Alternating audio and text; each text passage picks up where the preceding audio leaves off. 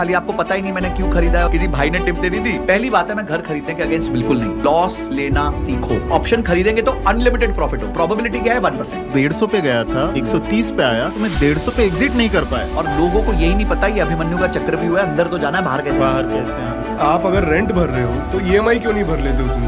पर आप ये मत करो कि घर के जेवर बेच के सारा सब कुछ क्रिप्टो में डाल दो।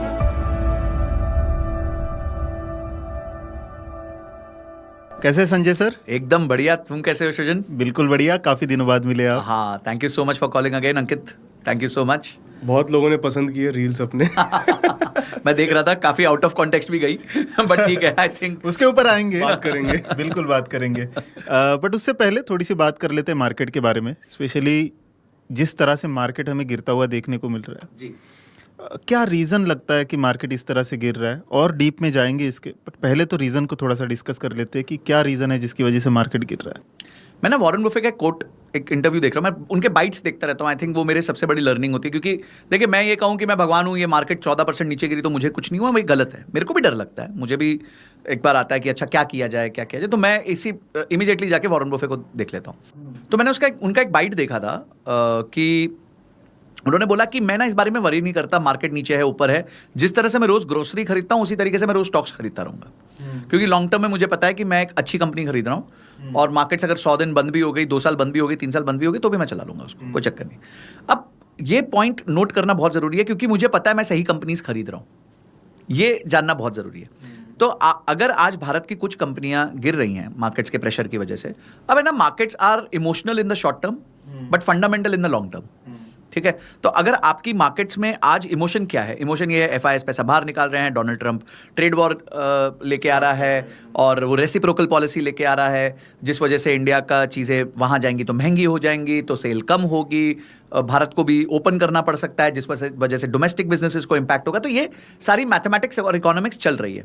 क्या ये इकोनॉमिक्स 50 साल पहले नहीं थी, 100 साल पहले नहीं थी, अलग मार्केट कंडीशंस में नहीं थी? बिल्कुल थी। उसके बावजूद तब भी हो रहे थे, लड़ाई झगड़े तब भी हो रहे थे, वर्ल्ड वॉर 1 हुई, 2 हुई, न्यूक्लियर बम भी गिरा, सब कुछ हुआ है। ठीक है, 2008 हुआ, जो लेटेस्ट मेमोरी में है लोगों की। 2008 हुआ, उससे पहले Y2K हुआ, उसके बाद 2012-14 के बाद मार्केट फ्लैट रही कुछ समय तक, उसके बाद क्रैश आया कोविड का, उसके बाद अब इतना बड़ा अपटर्न देगा। तो बहुत कुछ हम देखेंगे, तो हमें ना डेटा को समझना बहुत जरूरी है। तो अभी जो प्रेशर है वो है क्योंकि एफआईआईएस पुल आउट कर रहे हैं, ट्रेड वॉर्स का सिनेरियो दिख रहा है, और मार्केट शॉर्ट टर्म में इमोशनल है। पर सृजन भाई देखो, मुझे ऐसा लगता है कि जैसे अगर अपने किसी दुकान में कोई फेवरेट आपकी टी शर्ट का ब्रांड है या कोई कपड़ों का ब्रांड है, उस दुकान में 20% की सेल लग जाए तो अपन पहली फुर्सत में जाएंगे और खरीद लेंगे। पर आपके फेवरेट म्यूचुअल फंड, ईटीएफ या कोई पर्टिकुलर स्टॉक पे भी 20% का डिस्काउंट चल रहा है, तो आप बोलोगे मैं इसको बेच दूं क्या? बस यही मानसिकता जो है वो कभी भी आपको पैसा नहीं कमाने देगी। सो जैसे मैं अभी, मेरे को लोगों ने मैसेज किया इंस्टाग्राम पे, सर क्या करें क्या करें। मैंने देखो 2024 was an year of returns, 2025 is an year to buy units.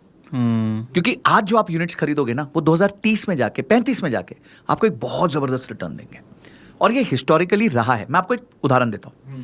2016 में एक म्यूचुअल फंड चालू किया, पहला यूनिट लिया 52 रुपए का, 30,000 की एसआईपी, 52 रुपए का पहला यूनिट लिया। उसके बाद वो चलता गया, मार्केट फ्लैट थी, हमारी एक्यूमुलेशन चलती गई। 2020 में क्रैश आ गया, फिर मार्केट चली गई। आज उस म्यूचुअल फंड को 100 महीने हो गए, 100 मंथ्स हो चुके हैं। ठीक है, अब 100 मंथ्स में आज जो उस म्यूचुअल फंड की वैल्यू है, गिरने के बाद बता रहा हूं, 195 रुपए। ये आफ्टर द फॉल है, पहले वो चली गई थी 225 बीच में, अभी 195, तो 225 तक गया, 195 आ गया अभी।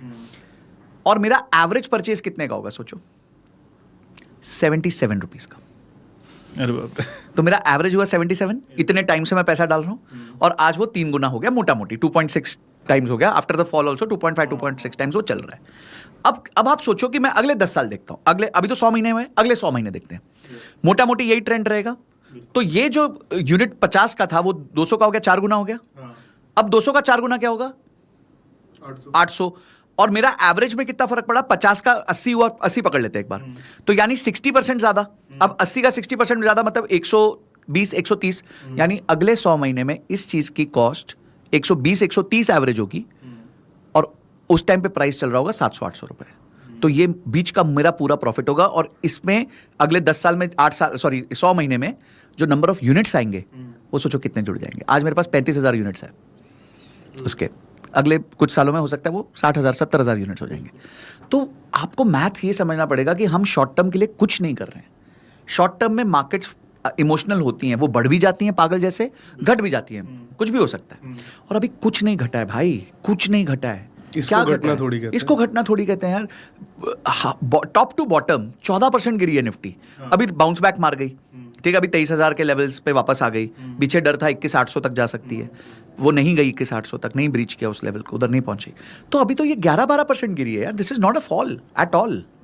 फॉल होता है 40%, 50%। और अगर आप पिछले 40 साल का एंड टू एंड डेटा देखो, पिछले 40 साल में मुश्किल से market negative close in a year सिर्फ 7 या 8 बार हुई है।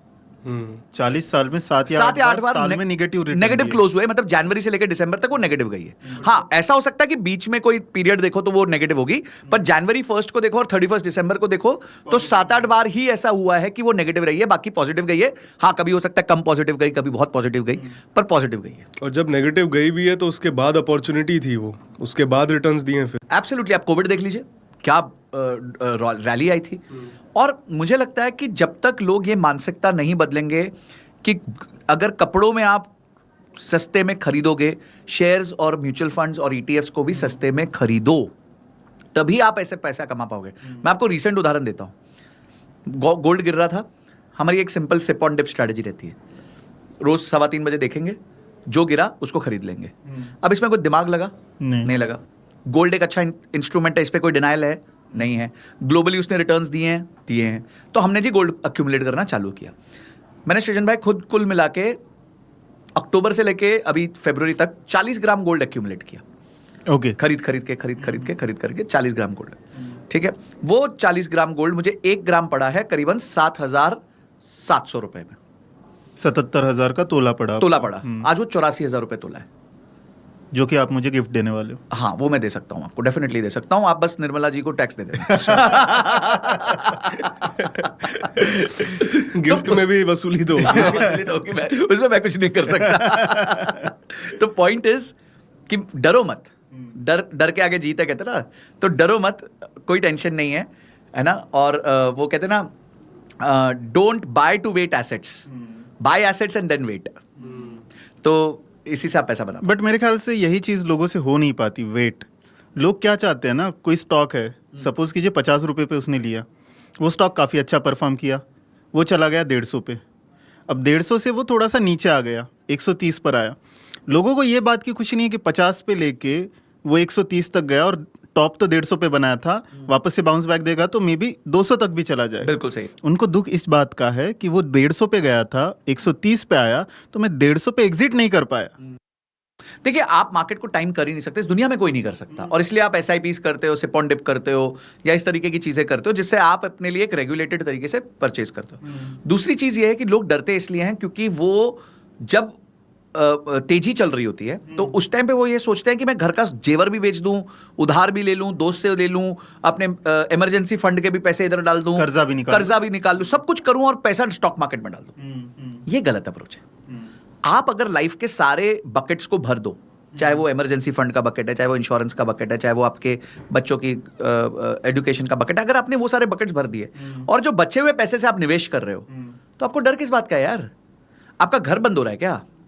अच्छा, मार्केट जीरो थोड़ी कर देगी आपके स्टॉक को। निफ्टी अगर 14% गिरा है तो अगर आपके 10 लाख रुपए थे तो भी 8,60,000 तो हो गए, अभी भी दिख रहे हैं। समझो आपने पहले दिन ज्वाइन किया निफ्टी को, जिस दिन निफ्टी 27 सितंबर के टॉप पे था, उस दिन आपने 10 लाख रुपए पटक दिए, तो भी तो आज 8,80,000 है यार, जीरो थोड़ी हुए हैं। 1,20,000 ही डाउन है ना। पर अगर ये 10 लाख आपने उधार लिया होता या आपने इमरजेंसी फंड से तोड़ा होता तो आपको दुख होता। क्योंकि आपको फिर वो रीपे करना, वो या हाँ रीपे करना, या स्ट्रेस है कि यार कल को मेरे साथ कुछ हो गया तो मेरे पास अभी फंड भी नहीं है। तो आप अगर फ्री पैसों से जो पैसे निवेश करने थे उन पैसों से आप इस तरह से काम करोगे तो आपको डर नहीं लगेगा। उसके बाद आप जो है गलत चीजें मत उठाओ, वो चीजें मत उठाओ जो आपको समझ नहीं आती। कोई स्टॉक आपने उठा लिया, आपको पता ही नहीं मैंने क्यों खरीदा है और क्या खरीदा है, करता क्या है, हाँ वो करता क्या कंपनी, मैंने ये कंपनी खरीदी, अच्छा इसका प्रमोटर कौन है पता नहीं, अच्छा बिजनेस क्या है पता नहीं, पिछले साल का रेवेन्यू क्या है पता नहीं, ग्रोथ कितनी है पता नहीं, तो खरीदा क्यों भाई? भाई साहब हम टमाटर लेने जाते हैं तो भी उसको उठा के चेक कर लेते हैं, भाई पुलपुला तो नहीं है, खराब तो नहीं है, एक बार चेक कर लेते हैं। नहीं जी, यहाँ तो हम 50,000 रुपए स्टॉक में डालेंगे हमें पता नहीं है मालिक कौन है कंपनी का, कौन क्या कर रहा है, किसी भाई ने टिप दे दी थी तो भाई डाल दो पैसे। ऐसा ऐसा चार्ट दिख रहा था। हाँ, या फिर चार्ट दिख रहा था बहुत अच्छा हमारे को तो बढ़िया है, या फिर किसी अपने न्यूज चैनल में सुन लिया किसी को बोलते हुए, दैट्स इट। बेसिकली इन्वेस्ट करना उस तरह से है कि आप जिम में जाते हो, डंबल उठाते हो, उतना ही उठाओ जितना वेट आप एक्चुअल में उठा सकते हो। उससे ज़्यादा उठाने जाओगे तो मसल पेन आ जाएगा। बिल्कुल, क्षमता, व्हाटएवर क्षमता इज के योर हिसाब से कैपेबिलिटी, invest करो, बिल्कुल। अपनी कैपेबिलिटी, और हाँ धीरे धीरे अपनी कैपेबिलिटी को बढ़ाओ। हाँ, वो धीरे धीरे बढ़ेगी। आप छोटे से शुरुआत Experience के साथ करोगे, build होगी experience वो। के साथ वो बिल्ड होगी। रिस्क टॉलरेंस होता है, आप कितना रिस्क देख पाते हो। मैं मेरे जैसे हम म्यूचुअल फंड की प्लानिंग करते हैं तो कुछ लोग आते हैं बोलते हैं कि सर मैं ना अपने पोर्टफोलियो को 5 या 10% से ज्यादा गिरते हुए नहीं देख सकता। तो मैं आपके पोर्टफोलियो में कभी भी 50-60% से ऊपर स्टॉक्स म्यूचुअल फंड डाल ही नहीं सकता, इक्विटी म्यूचुअल फंड, क्योंकि किसी दिन ये 20% गिर गया आपको तो हार्ट अटैक आ जाएगा, बिल्कुल। आपके परिवार वाले मुझे मारेंगे। तो हमारा पहला क्वेश्चन ये होता है कितना लाल देख सकते हो भाई, पहले बताओ। कोई लोग आते हैं बोले सर 20 साल का विजन है, 20% भी लाल हुआ तो चिंता नहीं, ठीक है। अभी सारे इंडाइसेस गिरे, सब कुछ स्टॉक सब कुछ गिरे। मैंने आपको अपना स्मॉल कैप का बताया जो अभी फंड, बिल्कुल। 225 से 195 हो, कितना परसेंट हुआ? 11-12, ठीक है यार, उतना तो लेके चलना पड़ेगा ना। भाई ने 3 गुना बना के भी तो दिया था।